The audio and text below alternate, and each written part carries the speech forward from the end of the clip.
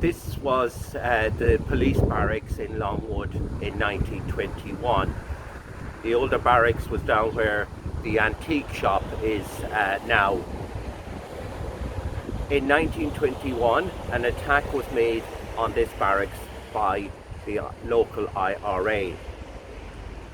The local IRA, the Longwood Company, had been a very active company, and they had taken part in the attack on Bolivar Police Barracks in 1919 and on the burning of Trim Barracks in September 1920.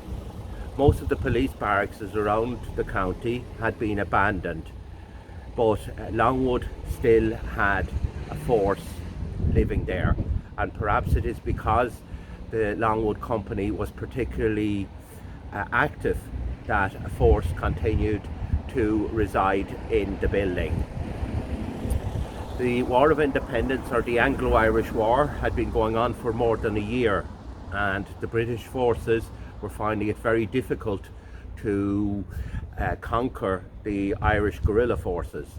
And so in the 1920s, in the 1920 year, they militarised the police force, adding auxiliaries and black and tans, and these assisted the police force. And there was a number of auxiliaries here in the barracks when it was attacked in January 1921. The story of the attack on the barracks is taken from Jimmy Farrell's account in his book, and he got it from Jimmy Fagan, who was there on the night of the attack.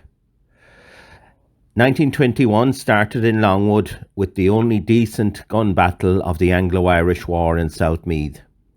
On Saturday night, 8th of January 1921, just before closing time, about a dozen IRA men under the command of Large Isles and Mossy Fagan took up their assigned positions around the village.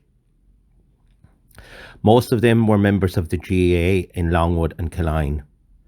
This was serious stuff. Death and bloodshed was contemplated. The Longwood Armed Forces had one revolver, 2 captured RIC carbines from Bolivar Barracks, 6 shotguns from around the village, and 1 grenade, together with about 4 dozen bullets and cartridges. This small collection of weapons was about 2/3 of all the stuff they possessed in Longwood that time or any other time.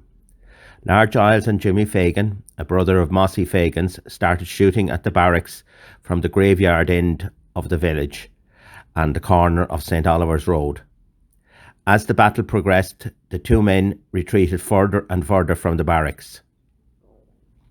There were about a dozen peelers, including 6 Englishmen called auxiliaries, stationed in the barracks at the time. They returned a barrage of bullets in direction of the 2 gunmen, who kept moving around so as to give the impression that they were numerous attackers. For about 20 minutes, the village reverberated to the sound of gunfire. Bullets wanged up and down the village street and ricocheted with a whine into the night sky. Longwood turned all the colours of the rainbow as signal flares were sent up by the defenders in the barracks to summon help from Trim or Dunderry. For every bullet fired by Large Isles or Jimmy Fagan, the peelers returned about 100. Meanwhile, as part of the engagement, an IRA section of about a dozen men under the command of Mossy Fagan and led by Stephen Giles from Killeen with a revolver in his hand waited silently in the dark by the side of Murphy's pub across the road from the barracks. This section was armed with shotguns and one of Longwood's company's grenades. The IRA plan was that some of the defenders might be tempted to come out into the open at some stage as the battle ebbed, when they would walk into a bomb and a couple of volleys of shotgun fire from point blank range, just when the coast seemed clear. It was a pretty dangerous position for the IRA section to be, with bullets flying over their heads from 2 directions. On the other hand, the barracks at the time was surrounded by walls of sandbags that partly protected an attacker who got really close. The ambush party waited beside the pub until they were in danger of being refused admission. They then went in to their pints in Murphy's, fairly sure that they could have a late one if the ones they had left on the counter were gone flat. In fact, during those days, the peelers very seldom raided the local pubs for after-hours drinking. The IRA weapons were collected by other members detailed for the purpose. They were taken over the fields in the dark and dumped in the old abandoned tunnel which served as the local bunker.